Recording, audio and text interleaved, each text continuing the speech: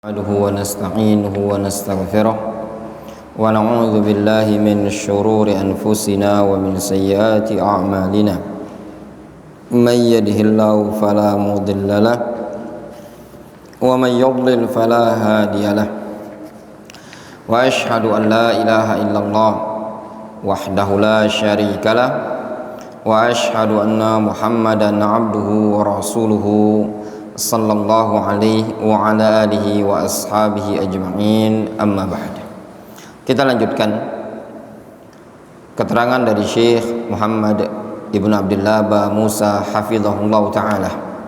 Beliau mengatakan wal khulasa anna syurutul hajji al khamsa, kesimpulannya bahwasanya syurut-syurut haji yang 5 adalah al-islam, al-aql, wal bulugh, al-hurriyah, al-istita'ah. Jadi syarat berhaji adalah baligh, adalah Islam, berakal, baligh, orang yang merdeka, dan istita'ah, punya kemampuan. Kalau dia terpenuhi 5 syarat ini, maka wajib bagi dia untuk berhaji. Dia muslim, dia orang yang baligh, dia orang yang berakal, dia orang yang merdeka, bukan statusnya budak, dan dia memiliki kemampuan, memiliki biaya. Dalam bab ini ya ikhwan, yang perlu ditanbih pada semua kaum muslimin, semua ikhwah, seseorang dikatakan istita'ah, mampu untuk berangkat haji tatkala dia memiliki bekal untuk melakukan perjalanan tersebut melebihi dari kebutuhan primer yang dia gunakan waktu di Indonesia. Dia memiliki kelebihan, ya, memiliki kelebihan dalam artian nafkah keluarga yang ditinggalkan sama dia tercukupi. Kalau dia punya tanah tidak dipakai, dia jual. Kalau dia punya uang tersimpan di rekening, dia pakai. Jangan dalam bab haji ini, dalam bab istita'ah, orang betul-betul nunggu lebih, nunggu masa tua, nunggu pensiun. Nah, ini kurang tepat, salah. Bahkan kalau seandainya dia mampu punya rumah, walaupun kecil, sederhana, tidak mesti besar-besar rumahnya, maka wajib dia berhaji. Kadang sebagian orang buat rumah besar-besar, sehingga habislah duit ini tadi untuk tidak bisa untuk berhaji. Bangun rumah 1 miliar, 2 miliar, dia tidak bisa berhaji. Dalam keadaan haji wajib, mampu. Kalau uangnya cukup untuk berhaji, walaupun dengan biaya yang mahal, misalkan sampai ratusan juta, 400, 500 juta, maka wajib dia berangkat haji. Kalau dia punya tanah banyak, tanahnya dijual. Kalau dia punya mobil banyak, mobilnya dijual. Karena haji hukumnya wajib. Kemudian kata beliau, tanqasimu ila salasati aqsam. Syarat-syarat haji itu juga terbagi menjadi 3 macam.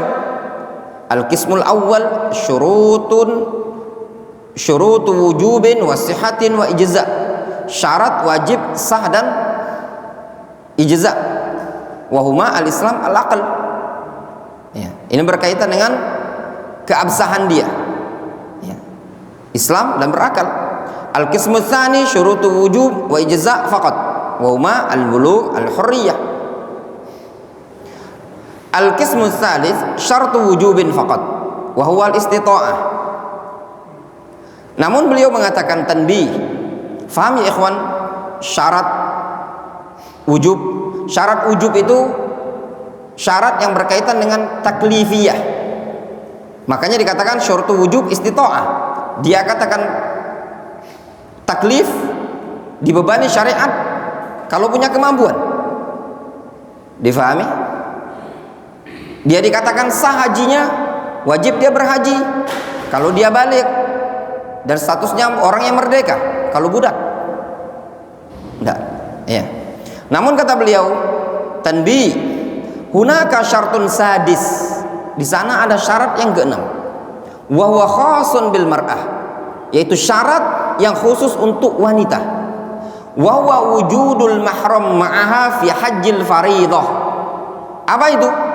Syarat yang disebutkan oleh mayoritas para ulama, bahkan ada yang menukilkan ijma' di kalangan salaf, bahwasannya wajib ada mahram bagi seorang wanita yang ingin berhaji tatkala haji fariidhah, haji yang sifatnya rukun Islam yang wajib.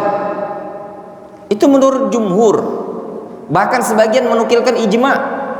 Makanya kata Syekh Muhammad Ba Musa, wa hadza mazhabu jamaahiril ulama minas salafi wal khalaf. Ya, itu pendapatnya jumhur. Li'umumin nahyi an safaril mar'a biduni mahramin, berdasarkan keumuman larangan dari Nabi sallallahu alaihi wasallam tatkala seorang wanita safar tanpa mahram, tidak boleh. Difahami? Itu mazhab jumhur. Jelas ya ikhwan?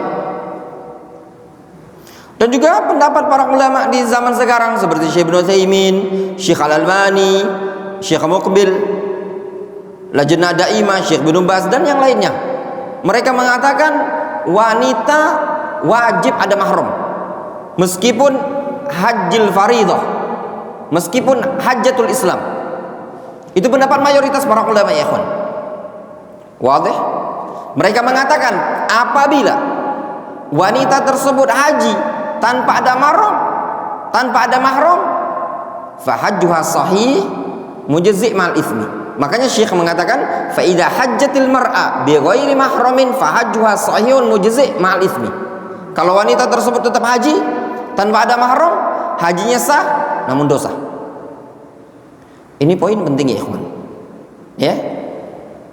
Namun di sana ada qaul di Syekhul Islam Ibnu Taimiyah rahimahullah taala. Beliau mengatakan boleh wanita tersebut berhaji dengan haji fariidhah, haji dengan haji Islam, haji yang pertama kali, walaupun tidak ada mahram. Beliau membawakan beberapa dalil. Ya. Di antaranya dalil yang disebutkan bahwasanya nanti di hari kiamat ada seorang wanita yang berangkat haji, ya, dari Sana'a ke Mekah tanpa ada mahram, sendirian dalam kondisi aman. Kata para ulama, ini dalil menunjukkan kondisi pada waktu tersebut betul-betul aman, tapi bukan menunjukkan bolehnya wanita berhaji tanpa mahram. Karena hadis Nabi sallallahu alaihi wasallam umum, tidak ada mukhassis di hadis tersebut. Bahkan ketika ada seorang wanita bertanya kepada Nabi SAW untuk berhaji, atau seorang laki-laki menceritakan istrinya ingin berhaji, Nabi SAW memerintahkan dia untuk menemani istrinya. Dari sini wallahu alam, yang rajih insyaallah taala adalah pendapat jumhur para ulama yang mengatakan bagi wanita yang ingin berhaji, demikian juga yang ingin berumrah, harus ada mahramnya. Terus gimana kalau ada orang mau pengen, Ustadz, mak saya Ustadz kami nggak ada duit Ustadz, tapi mak pengen umroh, pengen haji, boleh apa enggak? Wallahu a'lam. Ya, kita nggak bisa maksakan. Masa iya banyak, ya mau gimana orang awam, ya enggak, udah daftar 2 suami istri, lakinya mati duluan, saking lama nunggu 25 tahun, suaminya mati duluan, berangkatlah dia sendiri. Banyak ya. Wallahu ta'ala a'lam. Naktafi bihadzal qadar.